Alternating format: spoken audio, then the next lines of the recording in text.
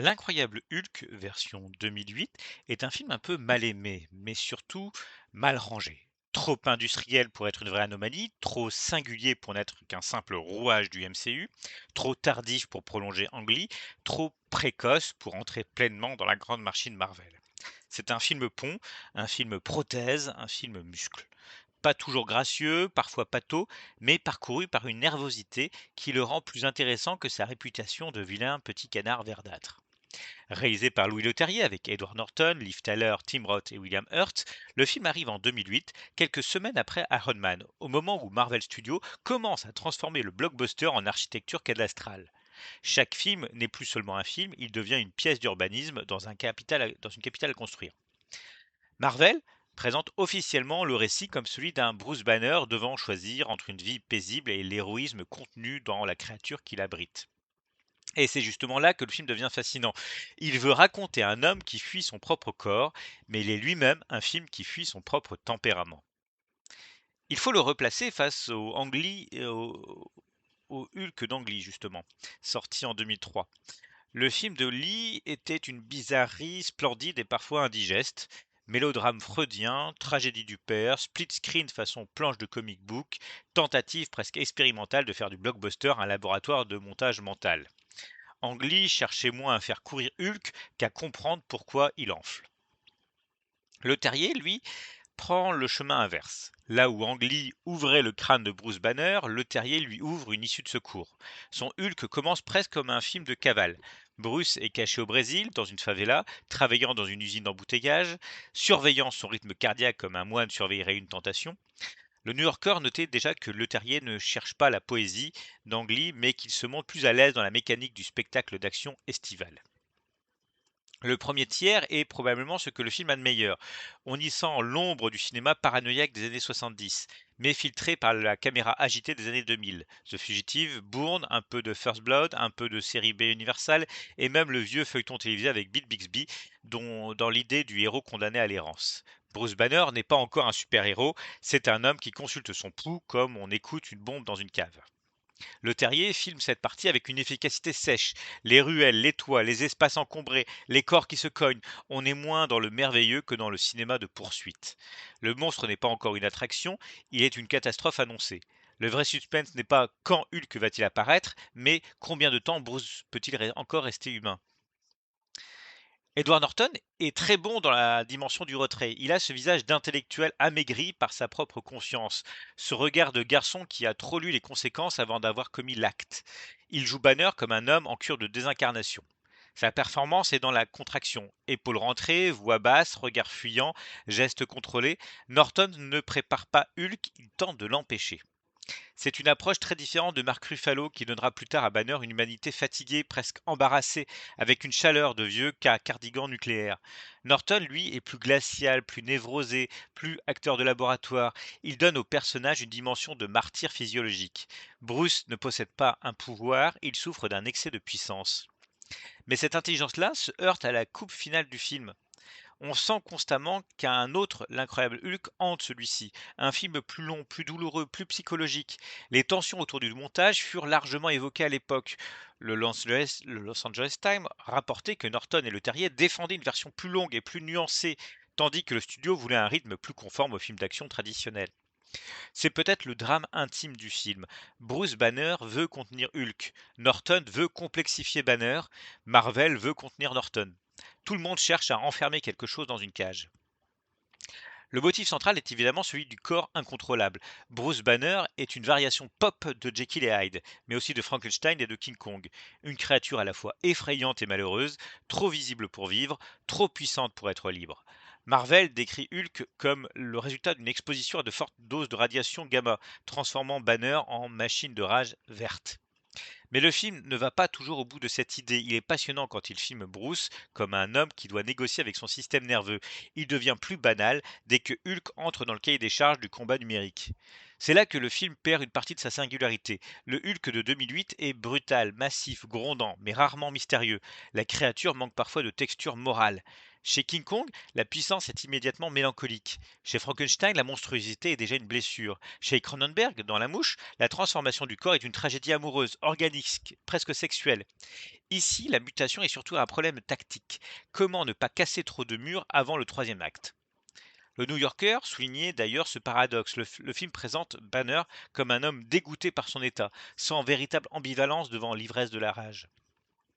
Or, Hulk devrait être plus dangereux encore s'il était désirable. Pas seulement une maladie, mais une tentation. Pas seulement ce que je subis, mais ce que je pourrais aimer devenir si ma morale baissait la garde. Le film effleure cette idée sans la mordre. Face à Banner, Tim Roth compose un Emile Blonsky réjouissant parce qu'il inverse le problème. Bruce est trop puissant malgré lui, Blonsky, lui, veut devenir plus puissant à tout prix. Banner cherche la sortie du corps monstrueux, Blonsky cherche l'entrée. C'est l'une des bonnes idées du film, faire du méchant non pas un pur double maléfique, mais un homme qui envie la malédiction du héros. Blonsky n'est pas seulement un soldat, c'est un corps vieillissant, humilié par ses propres limites. Tim Roth joue cela avec une sécheresse carnassière. Il a l'air d'un couteau qui rêve de devenir marteau. L'abomination, hélas, est moins intéressante que Blonsky. Une fois transformé, le personnage devient surtout une masse de pixels agressifs. Le duel final à Harlem possède une efficacité de jeu vidéo brutaliste, mais il manque de véritable dramaturgie intérieure. Deux monstres se frappent, des voitures volent, le béton souffre, c'est spectaculaire mais pas inoubliable. On sent déjà la limite du blockbuster super-héroïque de cette période. Quand deux corps numériques s'affrontent, le risque est que la gravité émotionnelle soit remplacée par une gravité informatique. Et pourtant, ce combat a une vertu. Il montre un Hulk plus sauvage que celui que le MCU polira ensuite. Le Hulk de Leterrier n'est pas encore un camarade de vestiaire Avengers. Il est sale, rugueux, presque animal. Il n'a pas encore été apprivoisé par la blague collective. Liv Tyler apporte à Betty Ross une douceur presque irréelle. On pourrait lui reprocher d'être écrite comme une fonction affective plutôt que comme un vrai personnage. Mais sa présence a quelque chose de spectral. Elle appartient à un autre film, plus romantique, plus lent, presque gothique. Elle regarde Bruce comme s'il était déjà mort et encore vivant. C'est la fiancée du monstre, la belle face à la bête, mais dans une version où Disney aurait remplacé la rose par un tensiomètre.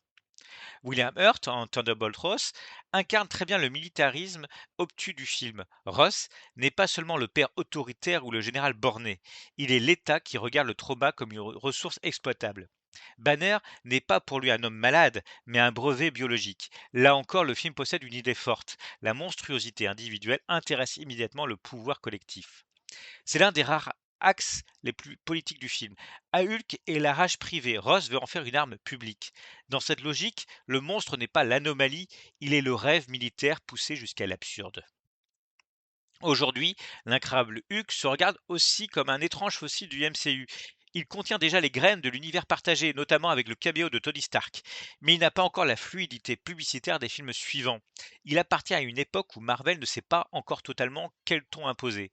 Le film a rapporté environ 264,8 millions de dollars dans le monde, très loin des futurs mastodontes de la franchise, ce qui contribue à son statut d'entrée marginale dans l'histoire Marvel.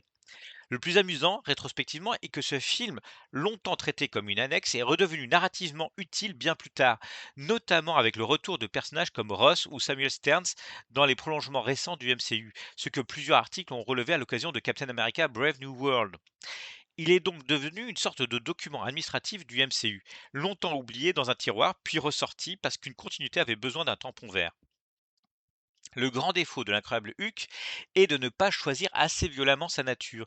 Il veut être un film de cavale, un drame de l'addiction corporelle, un monster movie, un film militaire, une romance tragique et un épisode de franchise. C'est beaucoup pour un seul pantalon extensible. Mais cette hésitation fait aussi son charme. Le film est plus nerveux, plus sec, plus charnel dans ses intentions que bien des productions Marvel ultérieures. Il ne possède pas la désinvolture séduisante d'Iron Man, ni la mythologie pop d'Avengers, ni la mélancolie cosmique des Gardiens de la Galaxie. Mais il possède un grain de malaise, un reste de cinéma de genre pré-MCU, quand les super-héros sentaient encore un peu la sueur, la peur et la tôle froissée. Le Terrier n'est pas Ang et c'est très bien ainsi. Il ne cherche pas le grand poème mutant, il fabrique un film d'action tendu, parfois impersonnel, mais traversé par des éclairs de série B. Le problème, c'est qu'il filme un personnage tragique dans une forme qui veut surtout accélérer. Hulk aurait besoin de silence, de honte, de désir, de cauchemar. Le film lui donne surtout des hélicoptères. L'incroyable Hulk n'est ni un chef-d'œuvre caché, ni la catastrophe molle qu'on décrit parfois. C'est un film contrarié et donc révélateur. Il est pris entre deux visions du cinéma super-héroïque, celle encore ancienne du monstre tragique hérité de l'Universal gothique et celle imminente de la franchise interconnectée où chaque traumatisme finit par devenir une scène post-générique. Edward Norton y compose un Bruce Banner fragile, cérébral, ascétique, peut-être trop intériorisé pour un film qui rêve régulièrement de casser la vaisselle.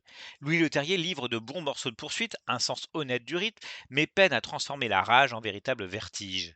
Le film reste donc dans une position étrange, musclé mais mélancolique, efficace mais amputé, spectaculaire mais moins profond que son propre sujet.